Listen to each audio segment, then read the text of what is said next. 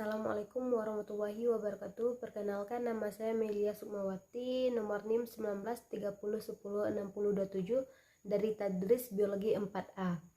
Baiklah, pada mata kuliah ekologi hewan ini saya akan menjelaskan materi tentang makanan dan hubungan makan. Baiklah, pada materi ini ada 4 indikator yang akan saya bahas.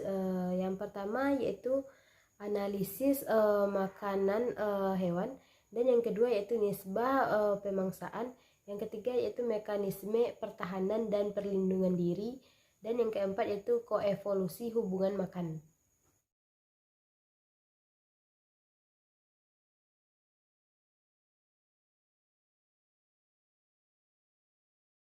Baiklah, kita lanjut pada materi yang pertama yaitu analisis makanan hewan. Analisis makanan hewan ini kebiasaan dan tata cara makan adalah faktor yang penting yang menentukan keberhasilan mereka mempertahankan ekosistem suatu organisme. Karena makanan menyediakan semua nutrisi yang diperlukan oleh organisme untuk bertumbuh dan berkembang. Semua organisme ini membutuhkan nutrisi dan energi untuk tumbuh, perawatan, aktivitas, reproduksi, dan kelangsungan hidup. Organisme ini harus makan agar tetap bertahan. Manusia yang potensialnya dapat dijumpai di mana-mana, namun apa yang dieksploitasi oleh jenis tertentu tergantung dari jenis organisme tersebut. Walaupun kelompok makanannya yang berpotensial sangat banyak, tetapi kadang-kadang tidak dieksploitasi oleh hewan tersebut.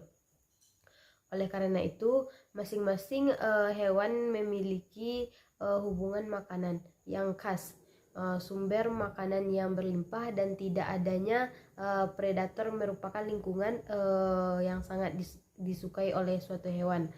Namun lingkungan yang mengalami perubahan atau dalam keadaan yang ekstrim dapat menyebabkan kelimpahan makanan menjadi berkurang, dan predator yang banyak membuat hewan tersebut harus mengurangi makanan yang dikonsumsinya. Peristiwa tersebut dikenal dengan diet hewan. Kelimpahan makanan ini juga sangat berperan dan sangat berpengaruh pada populasi dari suatu hewan atau organisme. Untuk mengetahui persaingan atau diet overlap antara spesies, perlu dilakukan analisis diet. Dan analisis diet ini adalah perbandingan pilihan makanan yang khas dalam suatu spesies.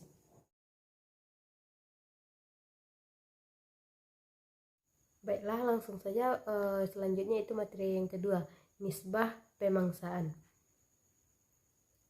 Nisbah pemangsaan ini biasanya memiliki insting yang sangat baik untuk menemui mangsa yang dan disertai dengan kemampuan khusus untuk menemui mangsa yang disertainya dengan kemampuan khusus untuk menangkap mangsa.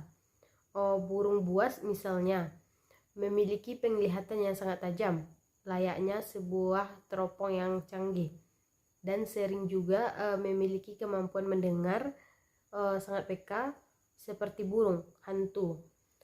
Pemangsa lain dari spesies mamalia mempunyai satu insting yang sangat tajam dan hal penciumannya yang membantu mereka menempatkan posisi mangsanya. Kebanyakan pemangsa memiliki kemampuan yang sangat cepat dan menggunakan kecepatan mereka untuk membantu menangkap mangsa mereka. Seekor pemangsa dari savana Afrika adalah pelari paling cepat di dunia. Burung elon atau falcon adalah pemangsa dari kelas burung yang memiliki kemampuan paling cepat dalam hal terbang. Jenis hewan laut yang memiliki kemampuan berenang sangat cepat. Nisbah pemangsaan dari segi ekologi perlu diketahui lebih lanjut mengenai hubungan antara jenis-jenis makanan yang dimakan oleh hewan dengan ketersediaan sumber daya makanan itu di lingkungan tempat hidupnya, yang dapat bervariasi dari waktu ke waktu dan dari musim ke musim. Salah satu cara sederhana ialah dengan menghitung nisbah pemangsa atau NP. Cara mencari NP-nya yaitu NP sama dengan proporsi persen spesies yang dikonsumsi per proporsi persen spesies di habitat. NP ini sama dengan 1 menunjukkan bahwa jenis makanan yang dimakan itu diambil dari lingkungan hewan secara profesional dengan kelimpahannya di habitat. NP-1 itu menunjukkan jenis hewan makanan itu diambil lebih sering, mungkin karena lebih disukai atau karena lebih mudah ditangkapnya. NP kecil dari 1 menunjukkan bahwa jenis makanan itu sukar didapat, ukurannya tidak sesuai atau tidak disukai. Materi selanjutnya yaitu tentang mekanisme pertahanan dan perlindungan diri. Pada pertahanan dari pemangsa ini, sebagian besar spesies adalah mangsa yang potensial untuk binatang lain. Sedikit sekali dalam hidup mereka ini yang tergolong ke dalam masa yang aman. Bahkan singa dan serigala yang tergolong ke dalam pemangsa ganas ini bisa menjadi korban pemangsa lain ketika masih sangat muda. Sebagian besar spesies menguasai beberapa garis pertahanan untuk melawan dan memangsa.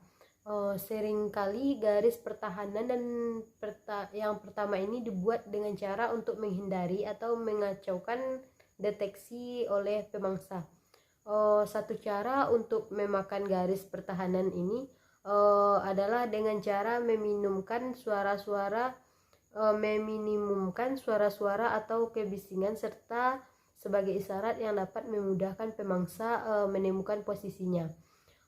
Kodok dan jangkrik biasanya berhenti menyanyi ketika didekati makhluk lain. Kesunyian yang dihasilkan untuk membuat pemangsa ini lebih sulit untuk menemukan mereka.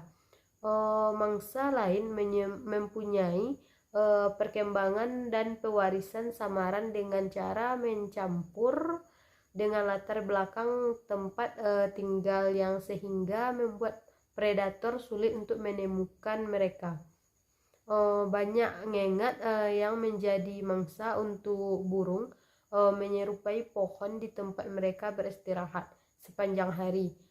Kelinci sepatu salju adalah mangsa primer bagi mangsa binatang buas mirip harimau.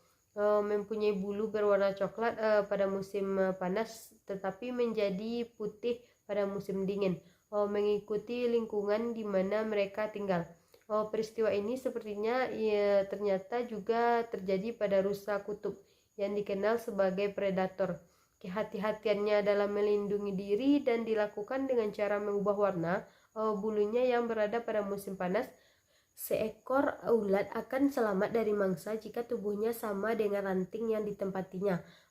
Pewarna tubuh yang sama dengan tempat tinggalnya disebut dengan pewarna kriptik karena sering menggunakan pergerakan untuk mendeteksi mangsa mereka.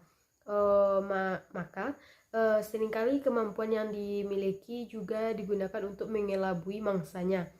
Misalnya dengan mengendap-endap selain dengan warna tubuhnya yang sesuai dengan latar belakang lingkungannya.